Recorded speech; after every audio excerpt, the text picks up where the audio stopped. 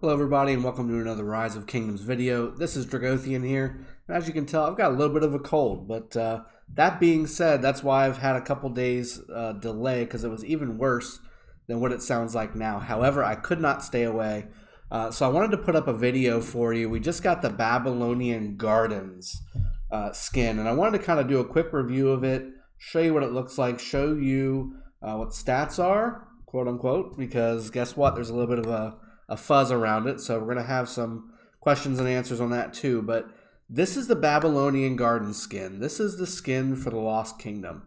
Well, I take that back. The summer event during the Lost Kingdom that we just had. So we had a summer event that we just had, and this was the reward. And being an infantry guy, I think you all kind of know that that's me. This called to me. So I wanted to get this, and I tell you what, it is a tough one to get. You can only get 10. The people that can get it is only 10 per event.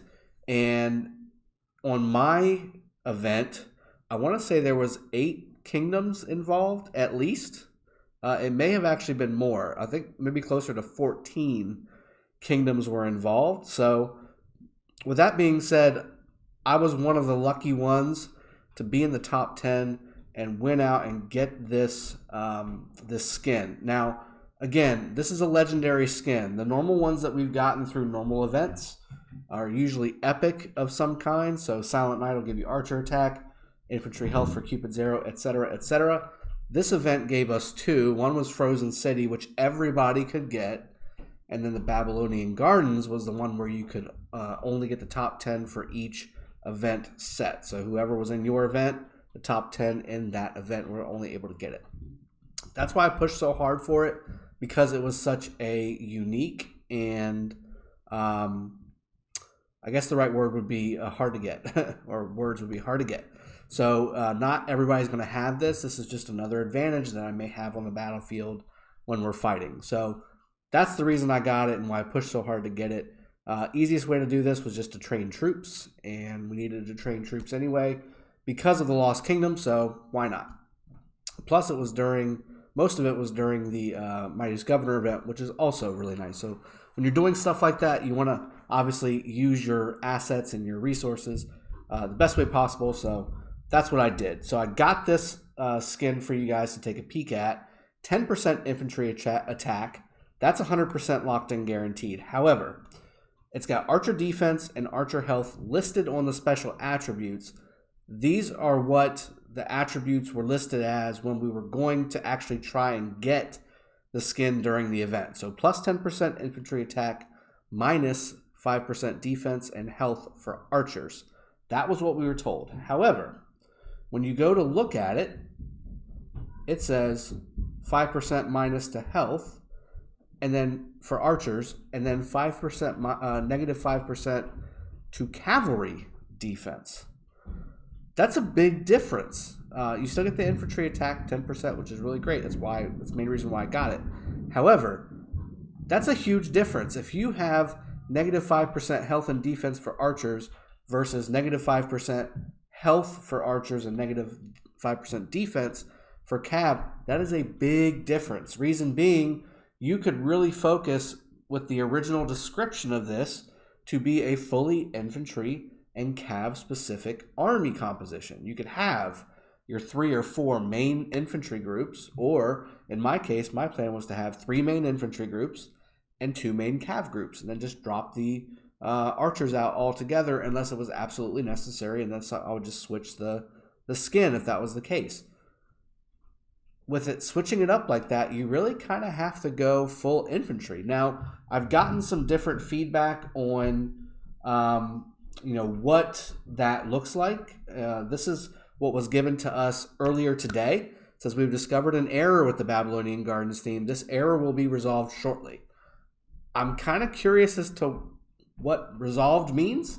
Does that mean that they're going to fix it to the way that it was described before it was won, or are they going to fix the actual description in the castle here where it says negative 5% health for archers, and are they going to change the archer defense to cavalry defense? So I don't know what that change is going to look like.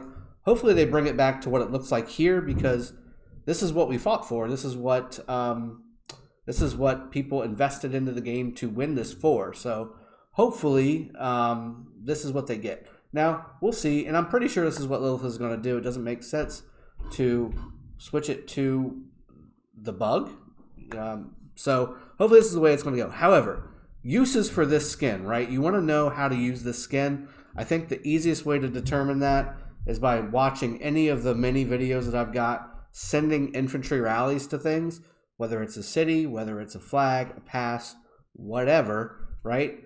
That's a huge, huge bonus when you're talking about adding another 10% attack to an infantry-only army that's 2.6, 2.8, depending on the combination of commanders that you're using, strong. So if you're adding an additional 10%, then you stack on a rune of fire or a rune of wind or something like that. Then you're stacking even more attack on top of that.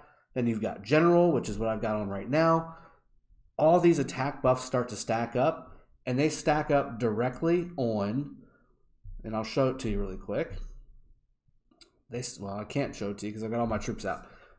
Whenever you go to the summary screen on the battle screen, it lists your infantry attack, health, and defense, archer attack, health, and defense. It lists all that stuff.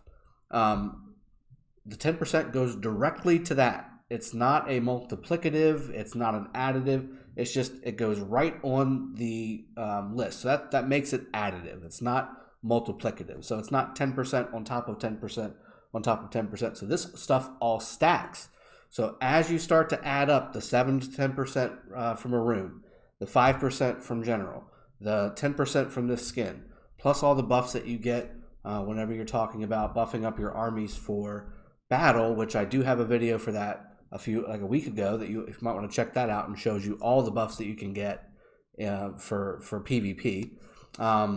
It starts to really add up, guys. And when you're talking about massive rallies, this is a huge game changer. And then we've got commanders like Alexander coming out. That is going to be sick. So I can't wait for Alexander to come out. I'm going to spin the wheel like crazy, and I'm going to get him maxed out as soon as possible. I'm already saving up sculptures for it. He's going to be my #1 main priority as soon as he comes out on the wheel. And that commander in combination with this skin is going to be absolutely devastating. So with that in mind, I'm going to make this a very short video because, again, as you can tell, super sick. But I wanted to get this in front of you guys. I wanted you guys to see and showcase this for you, what this looks like. It's a really sweet looking skin, isn't it? It's got waterfalls coming off the top layer. You got flowers and everything all over the place, some shrubs, tons of little balconies and ramparts and spires, whatever you want to call it. Gold inlays, very detailed. It's a huge skin. I used to think that the Halloween skin was really, really tall. I think this kind of dwarfs it. It's really big. It's a really big skin. So definitely going to be noticed on the battlefield if you were able to get this. Again, very limited edition skin. So I wanted to make sure I got it. Okay, yeah, that being the case, I think that's going to wrap it up. I think this is an awesome thing if you can get a hold of it in the Lost Kingdom. I would definitely invest into it if you were able to do it already, or if you haven't gotten to it yet. I will showcase this certainly on the videos as we continue to go along. But this is Dragothian here signing out. I'll see y'all next time, and hopefully in better, less sick health. And cheers. I'll see y'all next time. Take care. Happy 4th for those of you that are in the U.S.